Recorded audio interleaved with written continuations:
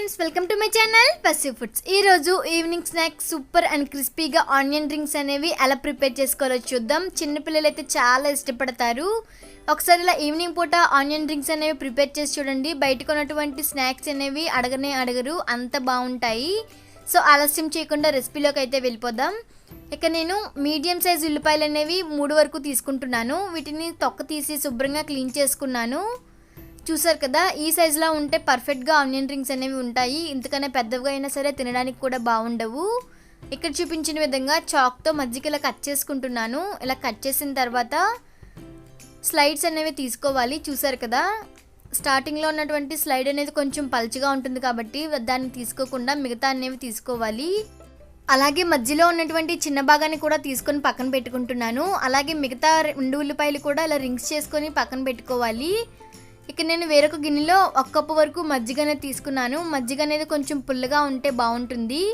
ముందుగా వేరు చేసినటువంటి ఆనియన్ రింగ్స్ అనేవి ఇందులో వేసి ఒక అరగంట పాటు ఊరనివ్వాలి. ఇలా మజ్జిగలో ఊరబెట్టడం వల్ల ఆనియన్ రింగ్స్ అనేవి చల్లారిన తర్వాత కూడా చాలా క్రిస్పీగా అండ్ టేస్టీగా ఉంటాయి. ఏదైనా చాక్తో కానీ లేదంటే ఏదైనా స్పూన్తో కానీ మొత్తం అంతా కూడా ఒకసారి ఇలా కలుపుకొని ఫ్రిడ్జ్లో ఒక అరగంట పాటు పెట్టుకోవాలి.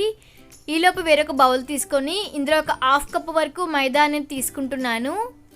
1/2 కప్ మైదాకి 3 టేబుల్ స్పూన్ వరకు కార్న్ఫ్లోర్, అలాగే 1 టేబుల్ స్పూన్ వరకు రైస్ ఫ్లోర్ కూడా వేస్తున్నాను. రైస్ ఫ్లోర్ వేయటం వల్ల ఆనియన్ రింగ్స్ అనేవి చాలా క్రిస్పీగా వస్తాయి. అలానే ఎక్కువగా కూడా వేయకూడదు. 1/2 కప్ మైదాకి 1 టేబుల్ స్పూన్ వరకు రైస్ ఫ్లోర్ అనేది సరిపోతుంది. ఇప్పుడు ఇందులో సరిపడా salt, 1/2 teaspoon pepper powder, 2 tablespoon వరకు కారం, అలాగే 1/2 టీ స్పూన్ అల్లం వెల్లుల్లి పేస్ట్ కూడా వేసుకుంటున్నాను. అల్లం వెల్లుల్లి పేస్ట్ అనేది ఫ్రెష్గా దంచుకున్నదైతే ఫ్లేవర్ అనేది చాలా బాగుంటుంది. ఇప్పుడు ఇందులో కొద్దిగా వాటర్ యాడ్ చేస్తూ ఏదైనా ఫోక్తో కానీ స్పూన్తో కానీ మొత్తం అంతా కూడా బాగా కలిసే విధంగా కలుపుకోవాలి. మరి పల్చగా కాదు, అలానే చిక్కగా కాదు, ఈ విధంగా ఉంటే సరిపోతుంది. ముందే వాటర్ అనేది ఎక్కువగా యాడ్ చేయకూడదు, తక్కువగా యాడ్ చేసుకొని ఈ విధంగా కలుపుకోవాలి. వేరొక ప్లేట్లో ఒక 1/2 కప్పు వరకు బ్రెడ్ క్రమ్స్ అనేవి తీసుకున్నాను. అలాగే ఒక అరగంట పాటు ఫ్రిడ్జ్లో నానబెట్టుకున్నటువంటి ఆనియన్స్ అనేవి తీసుకున్నాను. చూసారు కదా, ఇప్పుడు వీటిని ఒక్కొక్కటిగా తీసుకొని ముందుగా కలుపుకున్నటువంటి పిండిలో వేస్తున్నాను. ఇప్పుడు ఏదైనా ఫోక్తో 2 వైపులా తిప్పుతూ పిండి మొత్తం బాగా పెట్టే విధంగా చేసుకొని దీన్ని ఇప్పుడు బ్రెడ్ క్రమ్స్లోకి వేసుకుంటున్నాను.